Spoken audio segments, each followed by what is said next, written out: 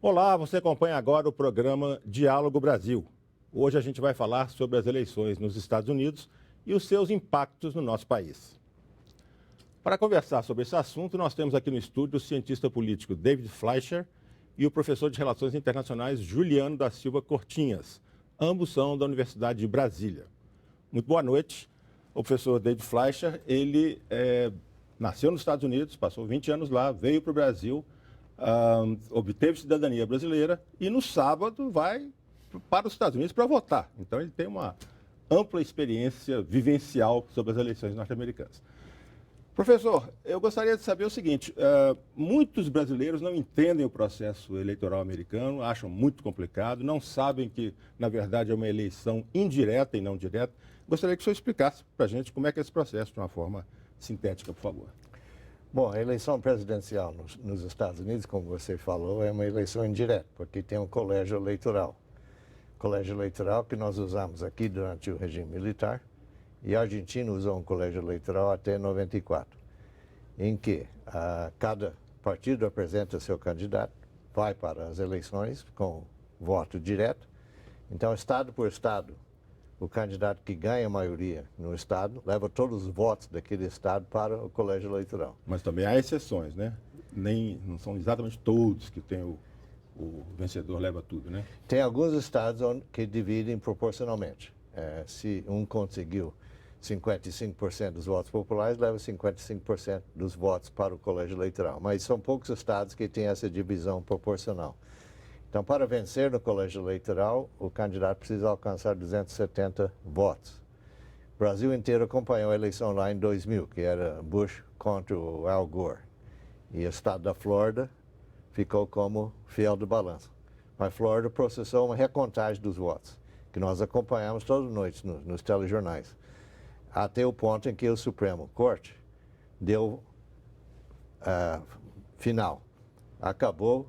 Não tem mais recontagem, o estado da Flórida vai indicar quem ganhou. Então, o Bush ganhou e levou a eleição no colégio eleitoral, embora o Gore tivesse maioria no voto popular. Isso aqui é interessante, né? Saber que um candidato pode vencer mesmo tendo mais votos que o adversário, né? Sim, exatamente. Porque os Estados Unidos é uma federação de verdade, onde cada estado dos 50 estados tem suas normas e suas regras. Então, não temos justiça eleitoral nacional para gerenciar as eleições, como nós temos aqui no Brasil, com a nossa Justiça Eleitoral, os TREs e o TSE. E cada estado organiza as eleições como bem entender. Em 2000, nós assistimos na Flórida, que a opção era por condado. Cada condado decidia como votar. Alguns usaram o obsoleto sistema de cartões de IBM, cartões de computador. Outros usavam o cédula de papel. Outros usavam um escaneamento da cédula. Alguns usavam um painel na parede em que você ativava seu voto com o dedo. Então, cada estado tem suas normas e seu sistema. Nova York, desde os anos 30, usava uma máquina de votar com manivelas. E faz uns 8 anos, mais ou menos, que mudou para escaneamento de uma cédula preenchida com lápis 2B. Com o sistema de manivelas, igual nosso máquina eletrônica aqui, não tem recontagem. Mas com o escaneamento da cédula, tem a possibilidade de fazer a recontagem. Mas eleições elege presidente, mas elege governadores de vários estados, senadores e toda a Câmara Baixa. A Câmara Baixa tem um mandato de 2 anos. Dois anos tem eleição para a Câmara. E tem eleições locais para prefeito, vereador, eleições no condado também. Porque lá tem uma instância entre estado e município que chama condado. Os Estados Unidos veem o método brasileiro de votação como superior, como mais avançado? Sim, eu entendo que sim. Nossa máquina de votar, a urna eletrônica, é um sistema excelente de votação. Porque nós vimos, por exemplo, nas eleições para o município de Curitiba, no domingo passado, as urnas fecharam às 5 horas. Às 5h30, o resultado estava 100% apurado. Certo. Professor Juliano, o professor David já começou a mencionar aqui um ponto importante, é que na semana que vem não estará em jogo somente a presidência da República, né? Você podia falar um pouquinho mais? A gente sabe, vai ter até referendo sobre se ator pornô deve usar a camisinha nos filmes, isso na Califórnia. O que mais está em jogo no dia 8? Na verdade, lá nos Estados Unidos se costuma aproveitar o custo, né, de fazer uma eleição para vários outros itens, né, para vários outros temas. Então, além da questão eleitoral para presidente, por exemplo, vai haver a troca de todo o Congresso americano, né? Há temas em alguns estados, como, por exemplo, a liberalização da maconha para fins recreacionais, né? Então, vários outros temas estão em pauta, né? Dependendo de cada estado, dependendo de temas específicos que cada um queira votar. Então, por exemplo, chegando até a questão do uso ou não da camisinha em filmes pornôs, né? Aqui no Brasil, a gente tem um sistema muito mais personalista do que nos Estados Unidos, em que as instituições são mais fortes, são consideradas mais fortes, né? Então, a gente tende a olhar muito para o presidente, para a figura pessoal do presidente da República, né? Mesmo ao analisar eleições americanas, quando, na verdade, o que importa mais nos Estados Unidos são as instituições, e isso faz com que a importância do presidente seja um pouco menor do que a gente está acostumado a observar aqui no Brasil. Então, seria interessante que se olhasse para as eleições como um todo, e não só as eleições presidenciais. Perfeito. Bom, antes de prosseguir, nós vamos saber um pouco mais sobre essas eleições que vão definir um sucessor para Barack Obama na presidência dos Estados Unidos. Uma das mais acirradas e polêmicas disputas presidenciais dos Estados Unidos entra hoje na reta final. Está aberta a última semana de campanha. Depois que o democrata Bernie Sanders e os republicanos Marco Rubio e Ted Cruz ficaram pelo caminho, apenas 2 nomes seguem na corrida. De um lado, a advogada de ampla militância política Hillary Clinton. Do outro, o empresário Donald Trump. A democrata, que pode se tornar a primeira mulher a comandar a maior potência mundial, já foi senadora, primeira-dama, secretária de Estado. Esteve nos holofotes políticos nos 2 mandatos do marido Bill Clinton e nos 2 do companheiro de partido Barack Obama. Já o magnata republicano, célebre pelos casamentos com modelos famosas, destaca exatamente o fato de não ser político. É um estreante que quer começar a carreira pela Casa Branca. No mundo dos negócios, ele gosta de contar que começou modestamente com $1 milhão doado pelo pai.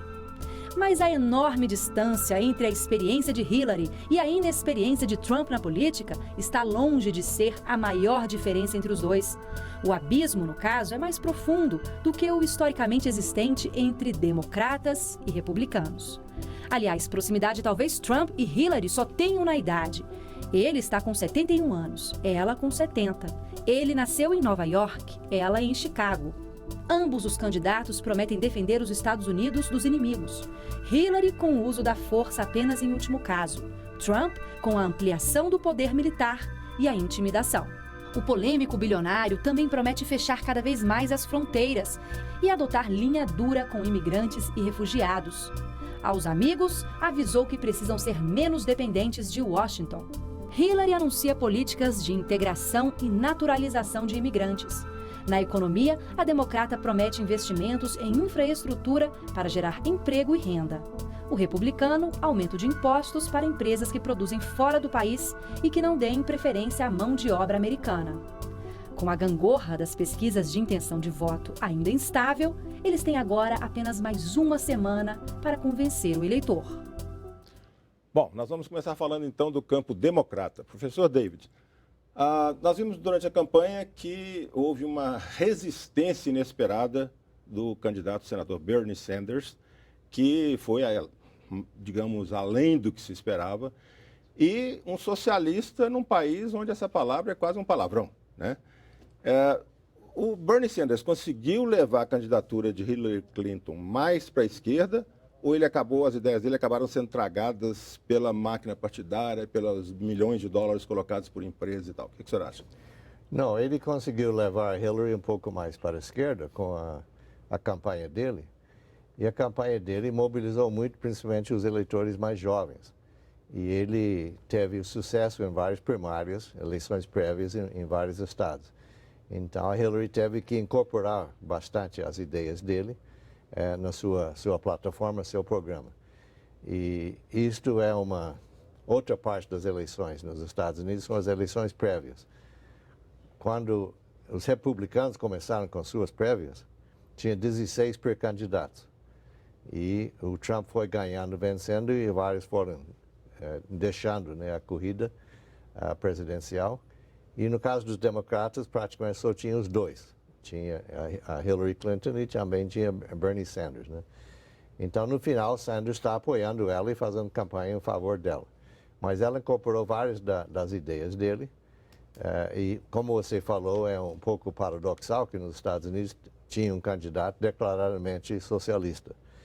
E socialista em termos do grande capital, dos grandes bancos e grandes empresas, de que Sanders achava que isso prejudicava bastante negativamente os Estados Unidos. O senhor acredita que esses jovens que apoiaram Sanders vão votar na Hillary? Essa é uma pergunta boa. Como nós ouvimos domingo passado aqui no Brasil, muita gente alienada com a política ou fez abstenção, não foi votar, ou votou nulo ou branco. Então, nos Estados Unidos, o alistamento é facultativo e o voto também é facultativo. Então, talvez alguns desses jovens vão simplesmente desistir de votar. Que não estou a fim de votar em Hillary, muito menos votar em Trump, né? Então, nós vamos ter que esperar para ver se esses jovens vão ser mobilizados suficientemente para ir ajudar a Hillary a votar na Hillary. Grande movimentação dos jovens foi em 2008, quando Obama conseguiu mobilizar muitos jovens para pressionar eleitores para alistar como eleitor e também votar. Então, o movimento dos jovens em 2008 em favor do Obama foi muito forte. Professor Juliano, a Hillary enfrenta um grande problema, que é a questão dos e-mails, né? Dela ter usado um servidor pessoal, utilizando material de governo, e estão investigando se é material secreto, confidencial ou não. Essa polêmica pode virar o jogo?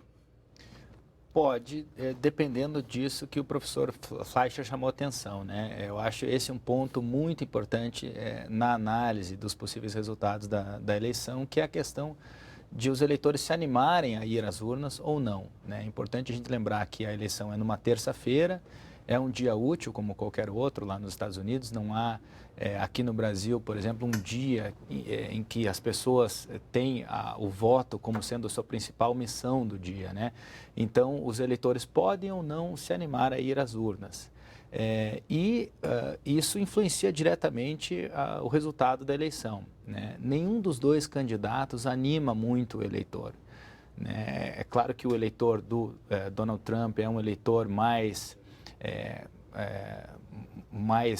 lutador, vamos dizer assim, né? E o eleitor da Hillary é um pouco menos animado, parece. A grande tarefa dela vai ser fazer com que esses jovens, com que os seus eleitores que não estão plenamente empolgados com a sua campanha, vão às urnas, mesmo que seja com o intuito de simplesmente derrotar o Donald Trump, né? Mas existe a possibilidade de que eles não vão e aí aumenta a chance de ele sair vitorioso. Eu acho esse um cálculo muito importante para quem analisa, né, as eleições nos Estados Unidos. Quem terá condição, quem terá capacidade de levar o eleitor às urnas. Isso pode mudar decisivamente o resultado. Você acredita nessa afirmação dos democratas de que os russos estariam por trás da liberação dos documentos da campanha de Hillary? Existe essa possibilidade, né? Muitos analistas de segurança nos Estados Unidos têm dito que hackers russos invadiram o e-mail da Hillary e estão soltando dados de acordo com o avanço da campanha, com o intuito de manipular o resultado, né? Uma das questões que mais preocupa o eleitorado americano é a segurança do país, né? E se a gente tem uma ex-secretária de Estado que utilizou seu e-mail pessoal, inclusive para trocar informações confidenciais com assessores, com analistas, ela foi muito descuidada, né? Eu acho que não há dúvida com relação a isso. Agora, o uso político desse descuido tem sido muito relevante, inclusive isso é retratado pelas pesquisas, né? A gente viu nos últimos 2 ou 3 dias aí uma queda, né, das intenções de voto para Hillary, diretamente relacionada com o release, né, com a soltura na imprensa dessas informações. Então, isso certamente vem sendo utilizado e há grande probabilidade de que hackers russos aí a gente tem de perguntar se o governo russo está diretamente envolvido ou não, mas certamente cidadãos russos estão envolvidos nesse processo de soltura de informações. E forma um jogo complicado, porque o Wikileaks entrou na história, o Julian Assange está isolado na embaixada do Equador, na Grã-Bretanha, com medo de ser deportado para os Estados Unidos, de repente o Equador bloqueia o acesso dele à internet, quer dizer, cria uma confusão aí política enorme, né? Sim. Certamente essa influência externa é algo novo no jogo eleitoral desse ano, né? Isso eu acho que é outra questão que diferencia essa eleição de todas as outras até então, né?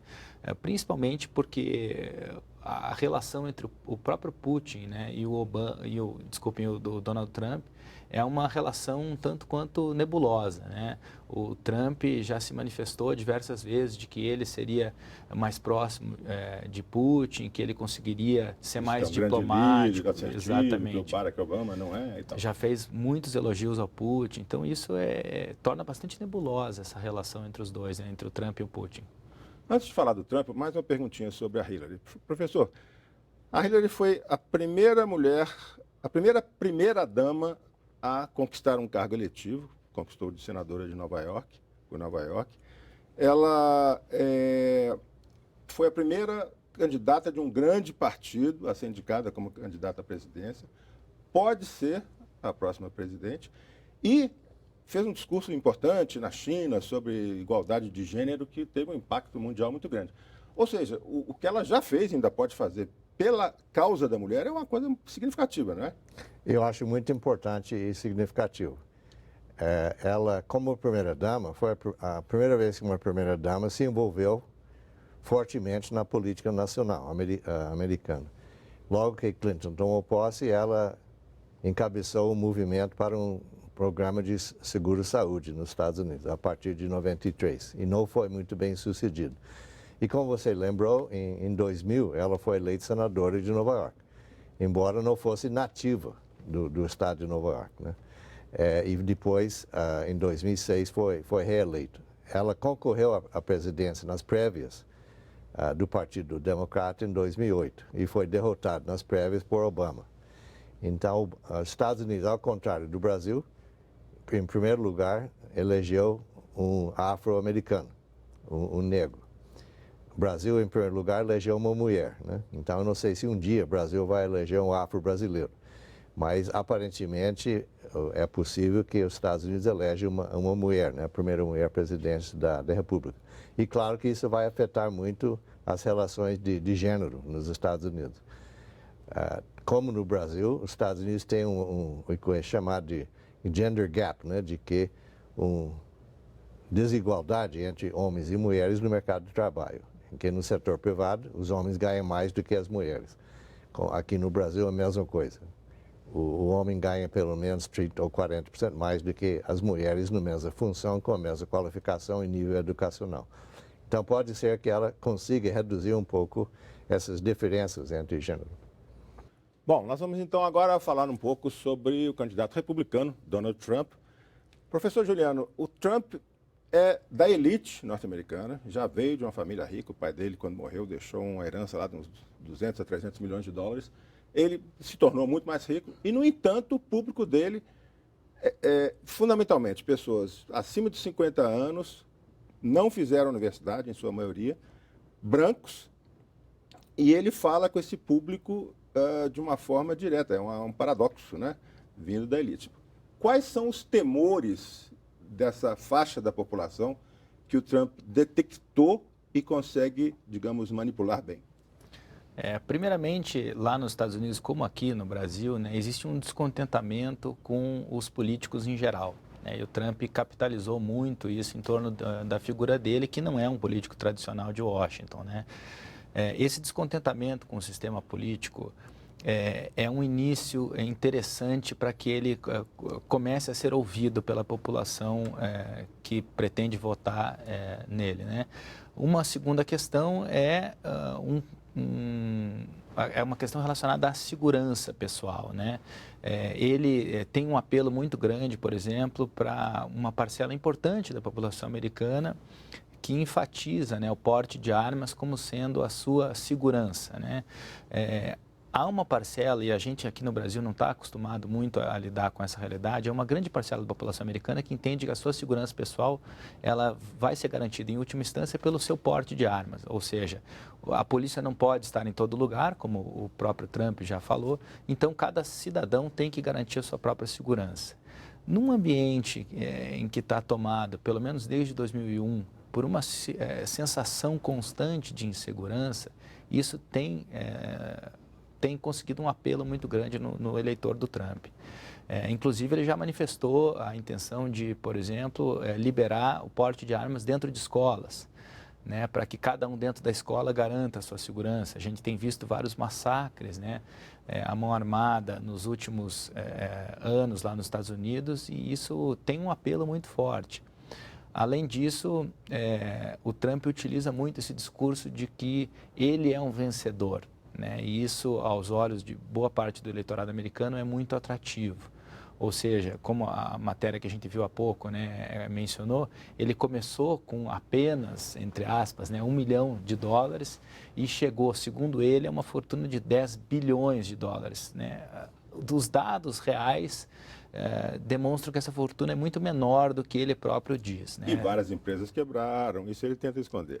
Então, assim, ele é um candidato que tenta utilizar assim, as suas vitórias pessoais e a sua robustez, né, a sua força pessoal. Isso está nos discursos dele, isso pode ser visto nos debates, a forma como ele tratou a Hillary, né, em vários debates, acusando-a fortemente. Existe uma boa parte do eleitorado americano que gosta, né, de um candidato forte, de um candidato que demonstra pela força, né, as suas opiniões, né? E essa postura externa dos Estados Unidos também agrada a essa parte do eleitorado. Ele coloca que os Estados Unidos serão tão fortes que ninguém vai ter coragem de desafiá-los internacionalmente, né, na sua presidência. Isso agrada uma boa parte, principalmente dos estados do Sul, né, do interior dos Estados Unidos. Há uma boa gama de eleitores que gostam desse discurso. Professor David, nós acabamos de ver um resultado de pesquisas muito apertado. Como é que o senhor está enxergando as pesquisas nessa reta final? Bom, os Estados Unidos têm uma tradição de que sempre esperam o que eles chamam de um October Surprise. Sempre vai ter alguma surpresa no outubro, que é o mês antes da eleição. Então, essa surpresa aconteceu com o diretor do FBI, que anunciou que o FBI, a Polícia Federal Americana, decidiu reabrir a investigação sobre os e-mails da Hillary, por causa de um computador de um ex-deputado federal, que é ex-marido de uma assessora dela, que está sendo acusado de assédio sexual em cima de menores de idade. Então, investigou isso inicialmente e descobriu que esse computador, esse laptop, estava cheio de e-mails da Hillary. Então, isso foi o surpresa de outubro que impactou essas pesquisas nos últimos 4 ou 5 dias. Provavelmente o FBI não vai ter tempo hábil para investigar e fazer alguma análise mais profunda dessa reabertura dos e-mails da Hillary até terça-feira que vem. Mas só o anúncio de que vai reabrir para ver impactou fortemente os eleitores nas pesquisas de opinião.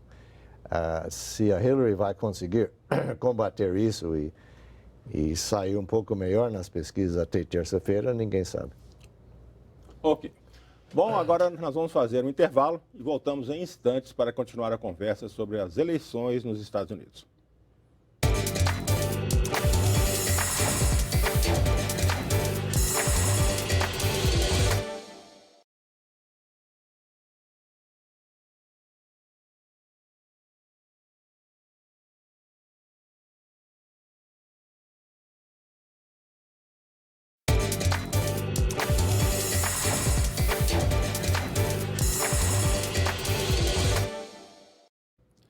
O Diálogo Brasil está de volta falando sobre as eleições presidenciais nos Estados Unidos. Estão conosco o cientista político David Fleischer e o professor de Relações Internacionais Juliano da Silva Cortinhas. Professor David, falamos agora mais sobre o Trump. A candidatura dele rachou o Partido Republicano. Nós vimos aí baluartes republicanos como os Bush, né, se colocando contra a candidatura dele, o Paul Ryan, enfim. Para o Partido Republicano se recompor, é melhor que o Trump vença ou perca? Provavelmente para o Partido Republicano se recompor depois, seria melhor que o Trump perdesse. Porque a grande preocupação dos republicanos é que teria um tsunami em que o Trump perdendo feio iria levar vários outros candidatos republicanos para deputado, para senador, perder também. E que os republicanos perderiam as suas maiorias nas duas casas do Congresso. Como aconteceu em 64, quando Lyndon Johnson foi à reeleição, e Goldwater era o candidato republicano, que era um republicano extremamente conservador e radical. E ele levou os republicanos a uma grande derrota nas eleições para o Senado e também para a Câmara dos Deputados. Então, havia uma preocupação entre os republicanos que isso pudesse acontecer de novo em 2016. Mas nós não sabemos se isso vai impactar nas eleições para o Congresso ou não, porque os deputados, Câmara de Deputados é renovação total, mas o Senado é só um terço. 2 em 2 anos o Senado se renova um terço. Mas a possibilidade dos republicanos perder o Senado é grande. Professor Juliano, tanto Hillary quanto o Trump têm índices de rejeição, de impopularidade altos. Né? No caso da Hillary, 53%, o Trump, 60%. Como é que eles conseguiram ser os candidatos? Por causa das primárias, né? Então, apesar dos índices de rejeição altos, eles tiveram durante as primárias também um forte apoio, né? A Hillary teve inclusive um apoio institucional do Partido Democrata, isso foi bastante criticado, né? Porque as grandes lideranças do Partido Democrata a beneficiaram, concederam mais benesses financeiras, inclusive, né, para fortalecer a sua candidatura. Isso foi um ponto bastante polêmico durante as primárias democratas. O próprio Trump criticou isso severamente. E o Trump conseguiu, em torno de si, um eleitorado bastante animado, né, apesar de seus altos índices de rejeição. Agora, a candidatura Trump, como o senhor bem colocou, é muito polêmica e, além disso, rachou o partido, né? O que é bastante preocupante para as lideranças republicanas, porque nos últimos anos, desde os anos 80, pelo menos da eleição do George Bush, né, o pai do George W. Bush, né, ainda no final dos anos 80, vem havendo candidatos, vem havendo eleições, né, de republicanos intercaladas com eleições de democratas a cada 8 anos. Né? Então a reeleição vem sendo uma praxe, mas os partidos vêm se intercalando no poder após a reeleição. E agora, apesar das pesquisas estarem demonstrando um crescimento do Trump, eu ainda acredito numa eleição da Hillary Clinton, pelos dados do colégio eleitoral, mas parece que nós teremos ao menos 12 anos de Partido Democrata. Então, os republicanos precisam fazer uma grande releitura. Isso é uma pergunta que eu ia fazer. É muito raro um dos grandes partidos vencer 3 eleições presidenciais seguidas. Uhum. A última vez que isso ocorreu foi com George Bush pai, né, depois sucedendo ao Ronald Reagan, e daí para frente foi só esse intervalo. Eu fiquei pensando, isso não é um mau sinal para Hillary, não? Né? Essa tradição? Na verdade, não só de tradição depende, né, a questão eleitoral, mas, claro, é difícil, né, fazer um terceiro presidente, né, mas parece que a Hillary superará isso. Né, isso é muito preocupante para os republicanos, mas apesar dessa grande preocupação com relação ao partido, muitos deles têm feito a leitura de que é melhor hoje para o Partido Republicano uma vitória da Hillary, porque uma presidência do Trump seria algo muito desastroso para o partido, porque ele é muito instável, né? Ele individualmente é muito instável, então isso os preocupa muito. Certo. Professor, já vem acontecendo há alguns anos nos Estados Unidos uma polarização ideológica forte, com uma hostilidade crescente. Nós já tivemos até bloqueio de orçamento federal, uma coisa impensável antes. Como é que essa polarização está afetando essa campanha agora? Bom, essa polarização foi muito forte, tanto no governo Clinton, quando os republicanos conseguiram maiorias no Congresso, e também com Obama também. Os republicanos conseguiram, a partir de 2010, maiorias, né, nas duas casas. E os republicanos têm bloqueado uma grande parte da legislação que Obama está tentando apoiar. E também bloqueando nomeações. Por exemplo, o novo embaixador americano, que está para chegar por esses dias, a indicação dele foi bloqueada pelo senador Ted Cruz, lá de Texas. Porque nos Estados Unidos, um senador pode bloquear ou suspender uma nomeação para ser tramitado por confirmação no Senado. Então, só recentemente, há uns 3 semanas, é que finalmente o novo embaixador para o Brasil foi aprovado. Então, isso é bastante complicado. Então, os republicanos têm que repensar toda a sua estratégia. Depois da reeleição de Obama, em 2012, um republicano mais sensato falou: nós vamos continuar perdendo as eleições se o nosso partido republicano não entender a demografia americana. Nós não podemos alienar mulheres, afro-americanos, latinos, etc., porque são grandes segmentos da população e do eleitorado, e nós temos que entender que esses segmentos cresceram bastante e são muito importantes dentro do eleitorado. Então, esse republicano falou: nós temos que repensar nossa estratégia e não continuar alienando esses segmentos da população, o que o Trump continua alienando. Ok. Bom, nós conversamos pela internet com o professor de Relações Internacionais da Universidade Católica de Brasília, que acompanha as eleições no estado de Ohio, a convite do Departamento de Estado. No que concerne às relações Brasil e Estados Unidos, há muita dúvida, sobretudo em caso de uma eventual vitória de Donald Trump. Por quê? Porque efetivamente Trump não é um republicano tradicional. Isso significa o quê? Ele tem construído um discurso com um enorme traço de anti-globalização, anti-comércio internacional, anti-interação entre os povos. Então, há uma grande expectativa acerca desse candidato. No que concerne a Hillary Clinton, a tendência é de uma continuidade de relações normais, não muito aquecidas, mas normais, tendo em vista aquilo que nós presenciamos durante a administração Obama, mesmo com a mudança de governo no Brasil. Bom, então esse é um ponto importantíssimo para nós abordarmos aqui. O que é que muda nas relações Brasil e Estados Unidos com a vitória de um ou de outro? Professor Juliano. Eu concordo bastante com o professor Creomar, né? Eu acho que as relações com a Hillary tendem a ser de continuidade. Não é uma continuidade ideal, né? A gente tem visto um esfriamento das relações nos últimos anos, devido principalmente à crise brasileira. Eu não vejo que houve uma mudança de postura, né, dos Estados Unidos com relação ao Brasil, mas acho que, por óbvio que a crise, né, e uma queda no desempenho da indústria brasileira afeta as relações bilaterais.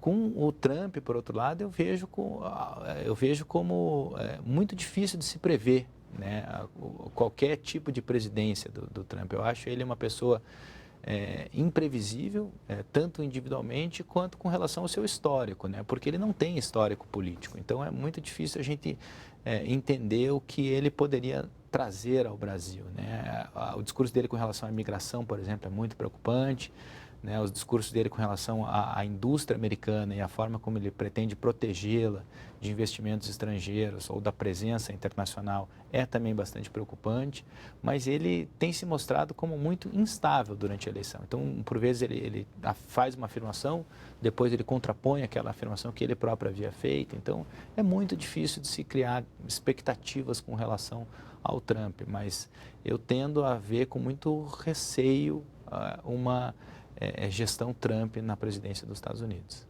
Agora, nessa relação comercial entre Brasil e Estados Unidos, o Brasil reclama do protecionismo norte-americano em setores, suco laranja, calçado e tal, mas o Brasil também é bastante protecionista, né? Como é que pode ser questionado isso? Por meio de principalmente acordos bilaterais, né? Os Estados Unidos têm uma política comercial bastante diferente da nossa, né? Apesar do Brasil ter uma média de tarifação alta, a gente não trabalha com picos tarifários como eles trabalham, né? Então, eles tendem a proteger setores estratégicos com grandes tarifações que o Brasil vem discutindo ao longo dos anos na OMC. Mas Organização Mundial do Comércio. Organização Mundial do Comércio, exatamente, né? Nós já pleiteamos diversos setores, né? A abertura comercial na OMC, aço, por exemplo, algodão, entre outros, né?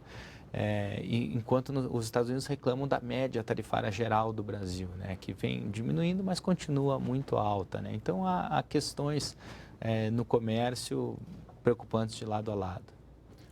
Professor Davis, como é que o senhor vê a vitória de Hillary ou a vitória de Trump na relação com o Brasil? Bom, como o Juliano falou, as diferenças nas expectativas são grandes, né?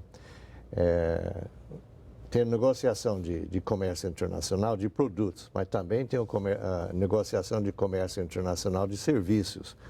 Então, essa é outra grande área de trocas internacionais é na área de serviços. E o Brasil também está tentando finalizar uma negociação de livre comércio com a União Europeia, via Mercosul, que não está com muitas perspectivas, eu penso, né?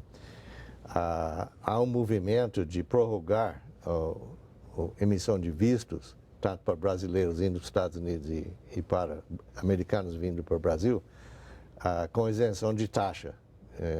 Cada país cobra em torno de $110 para cada visto. Por causa das Olimpíadas, as taxas de vistos foram eliminadas, né? O Brasil reivindica a ida de brasileiros para os Estados Unidos sem visto de entrada, né? O que está sendo negociado, mas não está concretizado. Os Estados Unidos rivaliza com a China do maior parceiro comercial com o Brasil. Desde 2009, a China tomou o primeiro lugar de maior parceiro comercial do Brasil, tanto com importações como exportações. E Brasil ficou em segundo, Estados Unidos ficou em segundo lugar. Agora, recentemente, os Estados Unidos retomaram a liderança em termos de trocas comerciais com o Brasil. Mas a Hillary e também o Bill Clinton, o marido dela, têm muitas relações com o Brasil e visitaram o Brasil frequentemente, principalmente o Bill Clinton.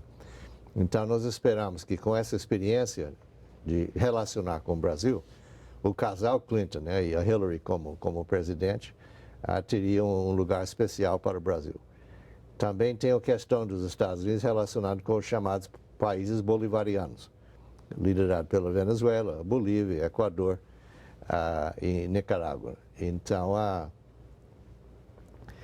com a eleição de Macri na Argentina e com Michel Temer na presidência do Brasil, duas presidentas, de Kirchner na Argentina e também a Dilma aqui no Brasil, eram mais, vamos supor, com tendências de apoiar os bolivarianos, né? Então, com esses novos dois presidentes, do Argentina e do Chile, as perspectivas para os Estados Unidos aqui na América Latina melhoraram sensivelmente, né? Mas nós temos que ver se o Trump teria um forte guinhado em termos da imigração, que tem muito brasileiro sem documentação nos Estados Unidos, que talvez vão ser deportados por Trump. Ok, a gente volta daqui a pouco falando mais sobre as eleições norte-americanas. Não saia daí.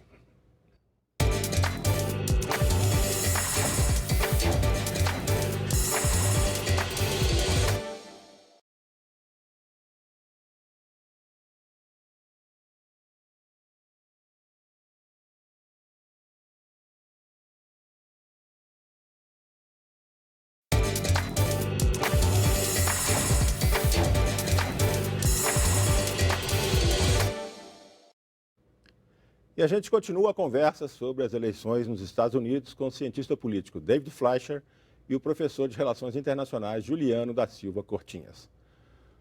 Juliano, a gente no bloco anterior estava falando sobre essas mudanças na América Latina, a relação dos Estados Unidos. Houve uma época que os Estados Unidos queriam criar a ALCA, uma associação de livre comércio em todas as Américas, houve uma recusa, uma repulsa de vários países, incluindo o Brasil. Com essas mudanças agora, o que poderia ser feito, ou que caminho você vislumbra, até para o Brasil aumentar o comércio com os Estados Unidos, que é o tema da nossa discussão aqui. O Mercosul é visto por alguns setores como um entrave, como dificultando as negociações, seja com Estados Unidos ou com outros países que o Brasil eventualmente poderia desenvolver. Como é que você vê essa questão? Bom, o foco prioritário do Brasil, né, nos últimos anos, principalmente, né, desde a chegada do presidente Lula, tem sido o Mercosul. Por quê? Porque existe uma tendência de se crer que o Brasil não vai crescer sozinho, né? Para que o Brasil cresça e para que esse crescimento se estabilize, ele tem de trazer junto a região, que não é fácil, né? A nossa região é uma região de diversas incertezas, né? O Mercosul é um esforço de idas e vindas, né? Desde 91 a gente não consegue dar o boom, né, que se esperava dele lá desde o início. Então, não é uma região fácil, né, no sentido de estabilidade política e econômica, né? Dito isso, eu acho que o cenário atual é um cenário de ainda maiores incertezas do que as tradicionais incertezas que a gente enfrenta na região. A mudança de regime de governo, melhor dizendo, aqui no Brasil não foi uma mudança muito fácil, gerou um processo de rupturas, gerou um processo de ainda maior dualidade na sociedade brasileira, né? Então, hoje a gente não tem um cenário muito fácil. A isso se soma, a esse cenário de incerteza política, se soma uma incerteza econômica. Na Argentina, da mesma forma. A Venezuela hoje passa por um processo de instabilidade política profundo.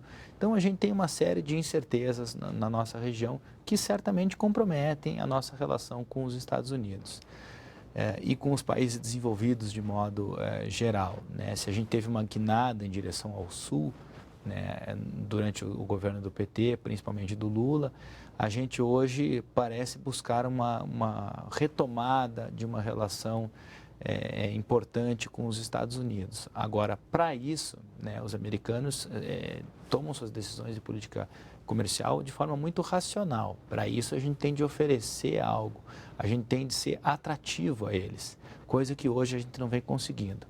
Então, eu acho que essa retomada de relações especiais com os Estados Unidos depende principalmente de nós, da gente conseguir recapitalizar a nossa indústria, recapitalizar o nosso cenário político-econômico de modo a nos tornarmos atrativos a eles. Eu acho que esse é o ponto essencial, né? Não esperemos deles que abram as portas para o Brasil como um grande favor, né? Os norte-americanos não tendem a fazer favores, eles tendem a investir onde eles acham atrativo. Professor David, como é que você vê essa questão? Bom, a grande missão do governo Temer, como ele já falou, é tirar o Brasil do vermelho e de equilibrar as contas aqui no Brasil, para tentar atrair mais investimentos, tanto de investidores nacionais como investidores estrangeiros. Então, a grande tarefa ou missão é de convencer os investidores estrangeiros, principalmente os investidores americanos, a voltar a investir fortemente no Brasil. Então, esse faz parte do nova guinhada nas relações. Depois que a ALCA não prosperou, os Estados Unidos passaram a fazer acordos bilaterais de livre comércio com o Chile, com a Colômbia, com o CAFTA, com os países da América Central, com o Caribe, etc. Então, a Mercosul amarra isso um pouco. O Uruguai gostaria muito de fazer acordos bilaterais com outros países, com a Europa, com os Estados Unidos, mas a Mercosul amarra isso um pouco, né? Então, pode ser que as regras do Mercosul sejam flexibilizadas mais um pouco para permitir um pouco mais acordos de livre comércio individuais, o Uruguai, o Brasil, etc. Então, como o Juliano falou, os Estados Unidos são muito pragmáticos em suas relações comerciais, então espera propostas concretas do Brasil e dos outros países. O que nós não temos falado muito é a conexão China, em que a China tem ocupado o grande espaço livre na América Latina que os americanos deixaram. Então, como um governo Trump ou um governo Hillary vai lidar com essa conexão chinesa, tanto dos próprios Estados Unidos como da América Latina, da África e de outros lugares. Então, as relações com a China figuram uma questão muito importante. Ok, eu gostaria de abordar agora um ponto muito interessante, que é o seguinte: o Trump chegou dizendo que não pertence à classe política, não faz parte o establishment, né, as instituições, O primeiro cargo público que ele quer ocupar é a presidência da República, é uma coisa muito curiosa e engraçada, né? E está aí podendo ser eleito presidente. Aqui no Brasil, o João Dória Júnior disse que não é político, que é gestor. Isso representa um sintoma de um descrédito das instituições políticas tradicionais em vários países, pelo menos nos Estados Unidos e no Brasil? Eu penso que sim, né? Mas também entendo que esse discurso de que a pessoa não é política é muito preocupante, né? Porque os cargos públicos eletivos, eles têm de ser ocupados por políticos, né? Ou ao menos por pessoas que entendam muito as forças políticas em jogo. A Dilma, por exemplo, quando foi eleita, ela se dizia uma técnica, né? E havia um discurso em torno do fato de que ela não era também uma política, ela era uma técnica, queria fazer um governo muito pragmático, e foi um governo que teve várias complicações justamente pela falta de capacidade de negociação política com o Congresso ao longo dos anos, né? Então, o tomador de decisão, né, no executivo, ele tem de ter muita capacidade de fazer política. Então, eu não vejo com bons olhos essa ideia de que está no governo um gestor ou um técnico ou um empresário de grande sucesso, porque o ambiente político é diferente do ambiente empresarial, é diferente do ambiente de gestão privada. Para que um presidente governe bem, ele tem de ter muita capacidade de diálogo, e esse diálogo se dá no ambiente político. Principalmente nos Estados Unidos, né, o Congresso, ele cobra do presidente, né, ele cobra posturas, ele cobra capacidade de gestão, mas também cobra capacidade de gerenciamento político. Acho que o nosso Congresso é mais difícil do que o deles, o multipartidarismo, os interesses pessoais estão totalmente arraigados no Congresso brasileiro. No americano também, mas de uma forma muito mais profissional do que aqui, me parece. Então, apesar de que eu vejo a possibilidade do Trump conseguir negociar com o Congresso, eu vejo que ele vai precisar de muito traquejo político para isso, e ele não tem demonstrado tanto. Bom, eu concordo com você que não é um discurso, digamos, interessante, mas tem ressonância, né, em grandes setores da população. Acho que seria o sintoma. O que o senhor acha? Bom, a pregação de que eu não sou político também ocorreu em Belo Horizonte, onde Calil foi eleito prefeito de Belo Horizonte, nunca ocupou cargo político antes, mas tinha sido presidente do Clube Atlético Mineiro, né, que é um grande clube de futebol em BH. Né? Nos Estados Unidos, outro presidente que foi eleito em 52, que não era político, era o general Eisenhower, né? Que tinha uma popularidade muito grande, porque ele foi o general que liderou a vitória na Segunda Guerra Mundial. Mas Eisenhower se cercou de assessores também da classe política. Então, ele tinha assessores que entendiam como lidar com o Congresso e como fazer política nos Estados Unidos. Reagan foi eleito em 80 e era ator de cinema, mas ele tinha sido governador da Califórnia 2 vezes. Então, não era uma pessoa não política. Ele já entrou na política do Partido Republicano e já tinha sido governador, tinha experiência política.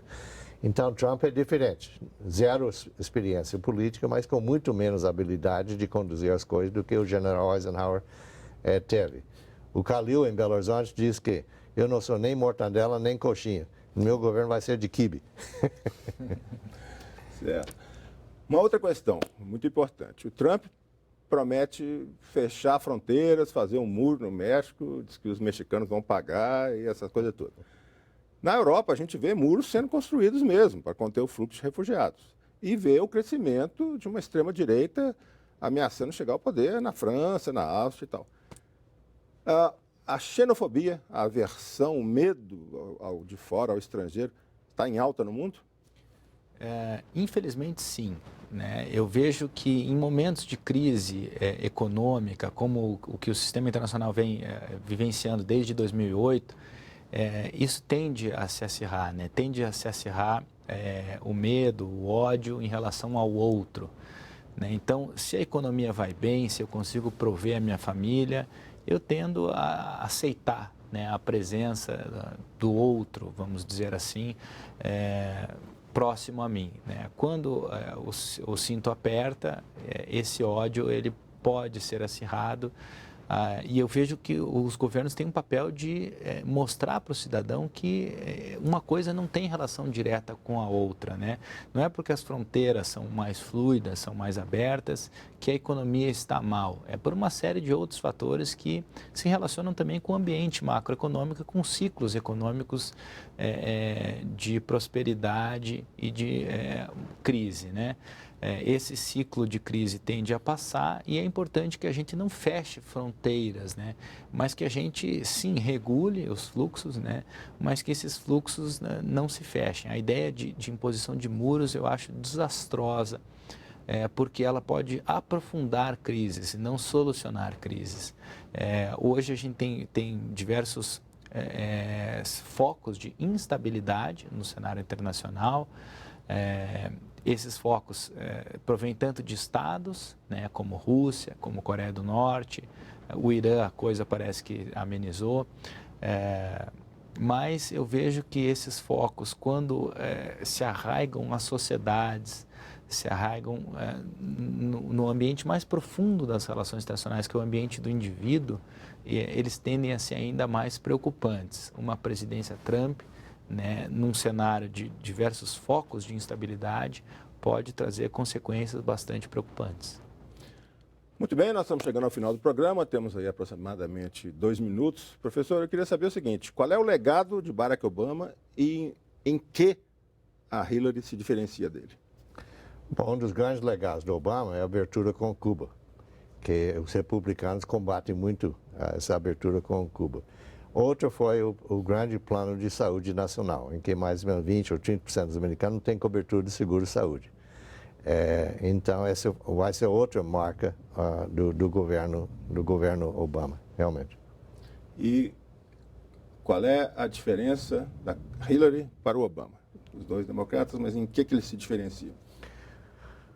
Bom, Hillary tem um pouco mais de ligação com a comunidade financeira em Nova York do que Obama tem, né, ou tinha, né? A Hillary também vai impulsionar mais políticas de gênero, né, para as mulheres. E talvez ela vai ter outra visão dos tratados internacionais, principalmente o Tratado de Livre Comércio com o Pacífico, com a Ásia, né? Mas as diferenças não são muito grandes entre Hillary e Trump. Ok. Uma perguntinha final, rapidinha. Quem ganha, Hillary ou Trump? Eu diria que é Hillary. Também Hillary. Hillary 2-0 aqui na mesa. Ok, eu sou apresentador, não posso votar. O nosso bate-papo chegou ao fim. Eu agradeço a presença dos professores Juliano da Silva Cortinhas e David Fleischer. E se você quer saber mais sobre o programa, entre no site da TV Brasil. Na terça-feira que vem, o Diálogo Brasil está de volta. Até lá.